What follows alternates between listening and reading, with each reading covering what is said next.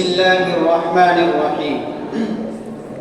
الحمد لله الذي بعث الرسل والأنبياء لهداية الناس، والصلاة والسلام على من أخرج الناس من استغلال الأصنام إلى عبادة الرحمن، سيدنا ومولانا محمد وعلى آله وصحبه الكرام.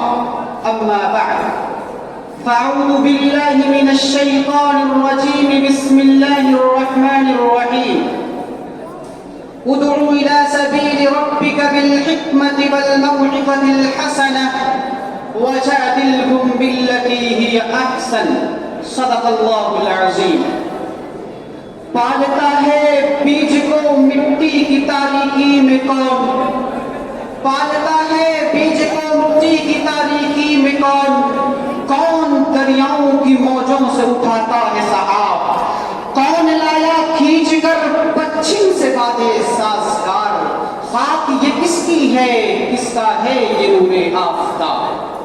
اسٹیج پر رونق افروز علماء کرام، مہمانان مکرم، محترم سامعین اور حکم مستحکم، اس جہان آب و گل میں جب بھی کفر و شرک نے اپنا سکہ جمایا، خدا پرستی کو چھوڑ کر ہوا پرستی کو لوگوں نے اپنا مشغلہ بنا لیا، ایک معبود برحق کو چھوڑ کر سینکڑوں معبودان باطلہ کی پوجا ہونے لگی، خالق و مالک کے سامنے سر نگو ہونے کے بجائے مخلوق کے سامنے سر جھکایا جانے لگا، وحدہ لا شریک کی عبادت کی جگہ دیوی دیوتاؤں کی بندگی ہونے لگی، رازق کائنات کے سامنے دست سوال دراز کرنے کے بجائے بتوں کے سامنے کاسے گدائی پھیلایا جانے لگا، خدا کی وحدانیت سے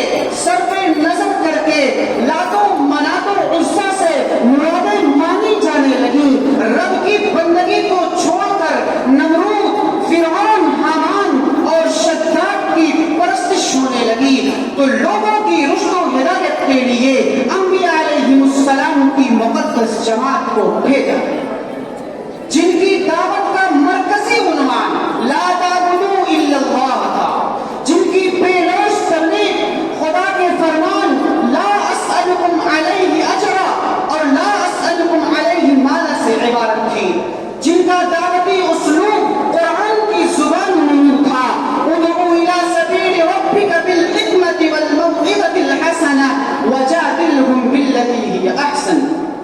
عزیزان ملت، توحید ام العبادات ہے. اگر توحید ہے تو نماز نماز ہے، اگر توحید ہے تو روزہ روزہ ہے، اگر توحید ہے تو زکات زکات ہے، اگر توحید ہے تو حج حج ہے، اگر توحید ہے تو انفاق فی سبیل اللہ پر ثواب ہے، اگر توحید ہے تو حسن اخلاق اور حسن معاشرت عبادت شمار ہوگی. الغرض اگر توحید ہے تو سارے اعمال صالحہ عند اللہ مقبول و مستحسن ہیں، اور اگر توحید نہیں ہے تو سارے اعمال صالحہ بے حیثیت بیکار اور حقارت ہیں. چنانچہ ارشاد ربانی ہے اولئک الذین حبطت اعمالهم فی الدنیا والآخرہ واولئک هم الخاسرون. محترم سامعین، توحید سب سے افضل عبادت ہے. اللہ رب العزت ہر ایک گناہ کو معاف کر سکتا ہے، لیکن اس کی ذات و صفات میں اگر کسی کو بھی شریک ٹھہرایا گیا تو وہ ہرگز ہرگز معاف نہیں کرے گا. ارشاد ربانی ہے ان اللہ لا یغفر ان یشرک بہ ویغفر ما دون ذلک لمن یشاء. توحید ایک ایسی عبادت ہے جس کی تبلیغ از اول تا آخر تمام انبیاء علیہ السلام نے کی. جب حضرت نوح علیہ السلام نے اپنی قوم کو بت پرستی میں منہمک پایا تو ان کے سامنے خدا کی وحدانیت کو کچھ انداز میں بیان فرمایا. اٹھائیے قرآن، کھولیے سورہ نوح، دیکھیے آیت نمبر 2 اور 3. قال یا قوم انی لکم نذیر مبین ان اعبدوا اللہ واتقوہ واطیعون. حضرت نوح علیہ السلام نے اپنی قوم کے سامنے زبان کے طول اور دو لفظوں میں اعلان کر دیا کہ اے لوگوں، میں تمہیں صاف صاف خبر دینے والا ہوں، اللہ کی عبادت کرو، اس سے ڈرو اور میرا کہنا مانو۔ سورہ ہود آیت نمبر 25 اور 26 میں ارشاد باری ہے وَلَقَدْ أَرْسَلْنَا نُوحًا إِلَىٰ قَوْمِهِ إِنِّي لَكُمْ نَذِيرٌ مُّبِينٌ أَلَّا تَعْبُدُوا إِلَّا اللَّهَ۔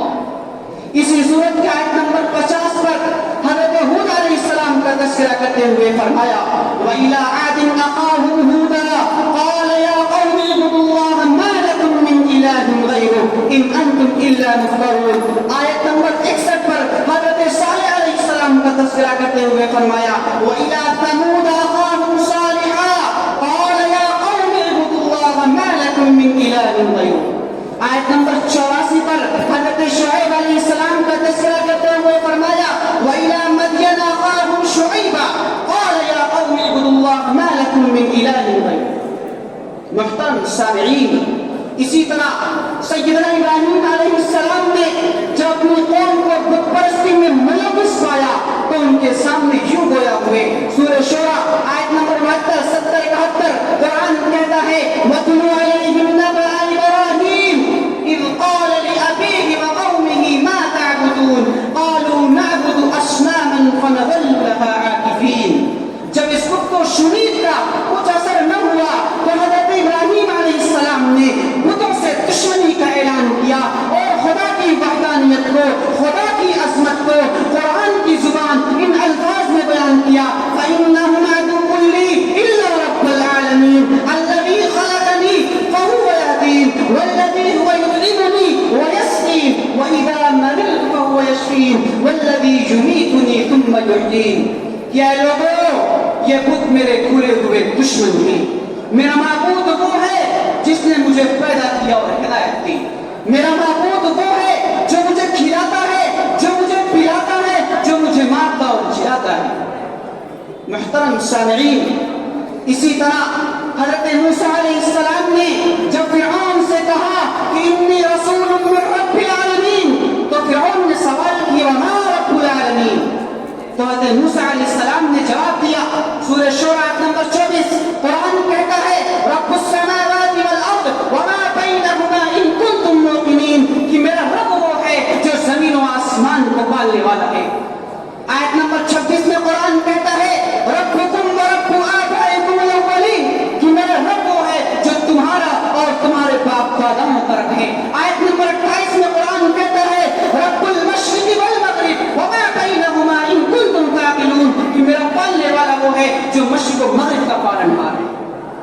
سامعین ذی وقار، حالات کروٹیں لیتے رہے، زمانے بدلتے رہے، انبیاء آتے رہے، لوگوں کو ہدایت کی جانب گامزن کرتے رہے، وحدانیت کی تبلیغ کرتے رہے، غیر اللہ کی عبادت سے روکتے رہے، بالآخر نبوت و رسالت کا یہ سلسلہ خاتم النبیین تاجدار فتح محمد عربی صلی اللہ علیہ وسلم تک پہنچتا ہے۔ آپ ایسی قوم کی جانب مبعوث ہوئے جو بت پرستی میں غرق تھی، ہر خاندان، ہر قبیلے، بلکہ ہر قوم کا ایک الگ معبود تھا۔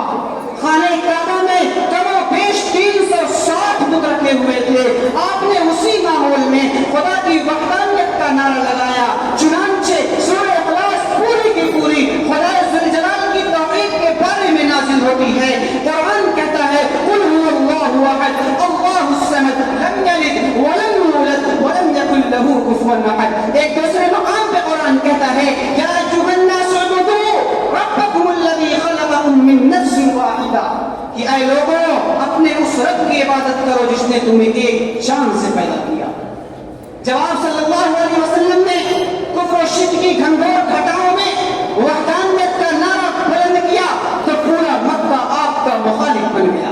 شہر کعبہ سے لے کر وادی فارا تک، شیب ابی طالب سے لے کر طائف کے باغات کا چپا چپا آپ کا اور آپ کے ساتھیوں کا دشمن بن گیا، لیکن آپ وحدانیت کی تبلیغ کرتے رہے، تانے سہتے رہے، اذیتیں برداشت کرتے رہے، بالآخر پورا مکہ بلکہ پورا جزیرہ عرب وحدانیت کا مرکز بن گیا اور سینکڑوں بت اور ان کے ماننے والے بے نام و نشان ہوئے۔